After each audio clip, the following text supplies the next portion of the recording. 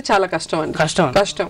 అసాధ్యమైన హామీ అని మీరు అంటున్నారు కదా, చెప్పండి. అలాంటి అసాధ్యమైన హామీని 1994లో టీడీపీ అధికారంలోకి వచ్చే ముందు మద్యపాన నిషేధాన్ని అమలు చేస్తామని ఎన్టీఆర్ ఎందుకు ప్రకటించారు? అసాధ్యమైన హామీని ప్రజలు మోసగించడానికి ప్రకటించారని మీరు అనుకుంటున్నారు? ప్రయత్నం చేయడంలో తప్పు లేదండి. ఈ రోజు ఎన్టీ రామారావు గారు చేసిన ప్రతి ఒక్క స్టేట్మెంట్ గానీ ప్రతి ఒక్క పని గానీ రాజకీయాల్లో ఇది చేయొచ్చు అని తెలియదు ఎవరికి. ఆయన అన్ని మొండిగా చేశాడు. ఆయన ప్రజల్ని ప్రేమించాడు.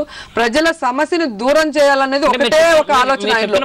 ఏదైనా కూడా ధైర్యంగా హీరోలాగా ఆయన డిసైడ్ చేశాడు. అదే విధంగా ముందుకెళ్ళాడు. మద్యపాన నిషేధం అనేది ఒక మంచి ప్రయత్నం చేసి చూసాం, మా వల్ల కుదరదు కాబట్టి పక్కన పెట్టేసాం అన్నట్టు అంటున్నారు, అంతే కదా? పక్కన పెట్టేయడం కాదండి, మీరు పరిస్థితులు అర్థం చేసుకోవాలి. దాన్ని అలాగే కంటిన్యూ చేస్తే వేరే రకమైన సమస్యలు వచ్చేటప్పుడు ఆ పరిస్థితులకు అనుగుణంగా ఆ రోజు పెట్టారు. మీరు ఒకటే చెప్తున్నాను, ఈ రోజు ఎక్కడో పెద్ద పెద్ద టౌన్స్ లో ఉంటే ప్రతిరోజు ఒక పేదవాడు మరి బస్సుకో లేదా ఆటోలోనో పోయి అంత దూరం తాగగల, వాడికి వచ్చే డబ్బుతో ఇంటి పక్కన పెడితేనే తాగగలడు.